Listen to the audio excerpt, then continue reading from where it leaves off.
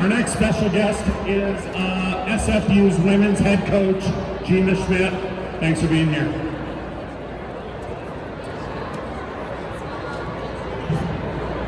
Good to be here. Again, we're not going to take much of your time. I appreciate you sitting down with us. What encouraged you to coach for the only NCAA division school in Canada? Well, for me, it was a no-brainer in terms of having a school that was in Canada. I played in the NCAA, and then I was coaching there. And then when the job came open at Simon Fraser, in a beautiful location, a good school, and the chance to move back to Canada was a great opportunity, and I'm super grateful to be there. And so what are the differences? I mean, you've coached so many different levels of ball, the international level, NCAA. How do you prepare your athletes to go on and play at international and pro after they're done in your program? Well, I mean, that's just the goal, is you're trying to develop players as best you can, you know, regardless of what their goals are, right? So the physical, the mental, technical, the tactical, right? All of those things are important. So every day we're trying to hit on all of those, check all of those boxes, and really kind of give players the idea that, you know, their potential is unlimited, right? If they really want there, like, the work has to go in, and our job as coaches is to give them the opportunities to learn and grow, and then, you know, the rest is in their hands. So you're obviously here recruiting athletes and taking a look at the next generation of university athletes and so on. How's it gone? How's it been going so far? What do you see? What do you like? I mean, there's a lot of talented people in this building right now, so I think the future is bright for volleyball in Canada. During your off season, do you work with? I know you work with Volleyball BC, doing Team BC programs and stuff like that. What are you guys up to this summer during the off season? Are you doing Canada games? Yeah, so this summer I'm helping in the month of July with our BC's Canada Games team. Right on. How would you describe NCAA gameplay in comparison to the youth sport or collegiate level within Canada? Yeah, I mean, there's some distinct differences between the NCAA and youth sport volleyball, and one of the big things is the rules.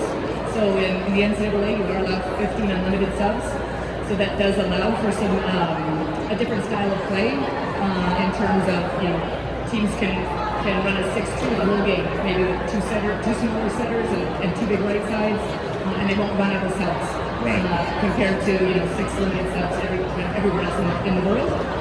Libero's concerned that also, you know, there's these things in the rule that make for a different style of game, and no one is better than the other. They're just maybe just a little bit different.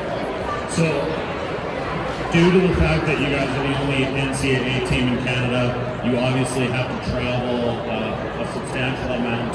How do you manage that with athletes, with their schooling, with their just wear and tear week after week? Time management. Time management is very important.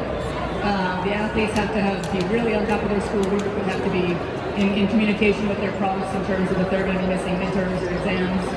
And, you know, we try to give them time on the road to get that study time in, and, you know, even with our priority registration and getting classes when they need it, so that they're not missing too much when we are on the road. But, you know, it certainly isn't easy.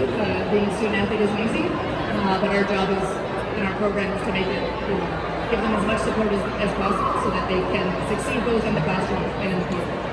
So mental health is such a big topic at the moment. Do you guys, how do you work with that aspect of the team and growing an athlete? Do you guys have people on your staff that specialize in that? Can you go into it a little bit? Yeah, we have people on our staff who definitely, I mean, it's something we talk about a lot as a team.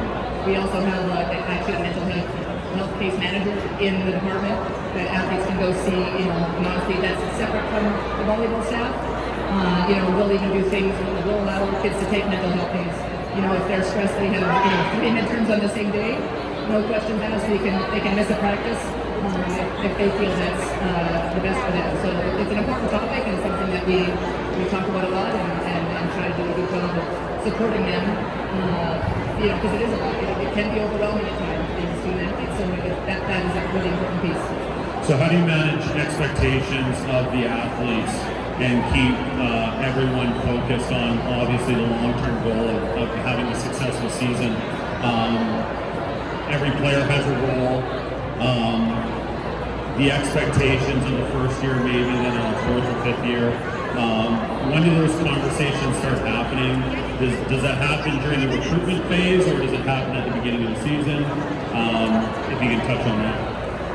That happens constantly. I mean, the more you can communicate, Right. The better.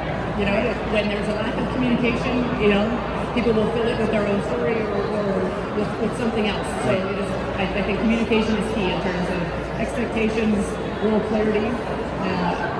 I don't think you can over communicate. I think you can certainly under communicate. Fair. How have you taken your experience as a player and a coach for the national team into becoming an NCAA coach? Well, I think every experience you're in is a learning experience. It can be positive or negative, but every experience will teach you something. And so, as a player, I had a lot of very good coaches. And so when I became a coach, it certainly was one of the things that made those coaches great. And I tried to implement that. And the same thing as I worked on staffs with, down in Montana, learned from the staff there, and then even now with my assistants, I'm learning from them, I'm learning from my players. So I think Doug mentioned just being this, a great learner, and that's, being a lifelong learner just only makes you better. Right. So what is something that an athlete should expect when they're wanting to play at the NCAA level? I think being a student athlete in university, it's a job. Right. Especially if you're going down on a scholarship.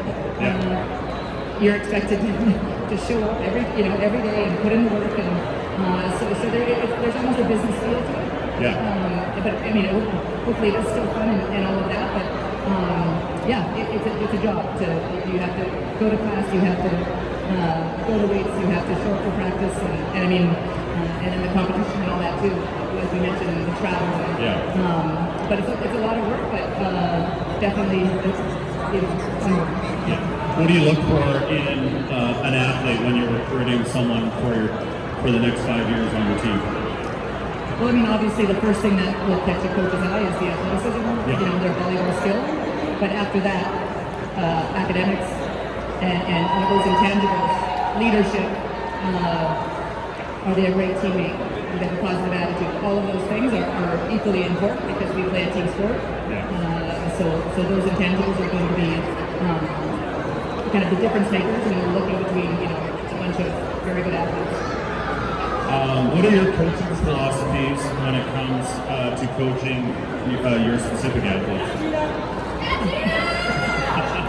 Well, I don't think in terms of a coaching philosophy, mine doesn't change. It doesn't change regardless of the level of athlete I'm coaching, right? Our goal is to develop athletes, as people, as players, as leaders. So regardless of the level, we're looking at the whole athlete and how can we make them better. And so, regardless of the level, that's a big part of my philosophy. And then, there's also part of that athlete experience. And, part of that athlete experience is winning, right? So we want to compete harder. We want to get better every day. But it's also a game and it should be fun. So those are all the things that you would probably see, and I hope that people can see and feel in our gym. So I know I asked Doug this question, but I'm going to ask you as well. What are your any words of advice to the parents in regards to helping their child go down the path of playing at a higher level? I would echo Doug's response in terms of that supporting them. I think one of the best things I read was, there's only kind of 5 words you need to say to your kid after a game, and that's, I love to watch you play. Right? So just being there to support them. They want to talk. Be there to talk and support them, but it's their journey, and I think kind of helping them, guide them from behind versus steering the ship would probably be my biggest piece of advice. when do you think an athlete should specialize in an individual sport, if ever? I mean, that's hard to say, honestly. It depends on the athlete, depends on the sport, and so studies have shown that multi-sport athletes do tend to maybe be less prone to overuse injuries. But yeah, coming from a small town, I probably benefited from being a multi-sport athlete. I'm sure I did. I still played 2 sports in high school, and still ended up on the national team. So, but there's other people that strictly play volleyball from a young age, and they also do that. So I think it depends, but I would be on the side of encouraging multi-sport. Yeah, and to prevent obviously injuries and stuff like that, how do you manage load with your athletes? Like I know, like when I talked to Sarah Pavin, she talked about she doesn't touch a volleyball for 3 months of the year. She plays pickleball, she plays, all these others, badminton, I think ultimate frisbee, she said. Is there anything that you encourage your athletes to do during the off season to make sure that they're not overtraining? Yeah, I mean, I think beach is great just because the sand is less level,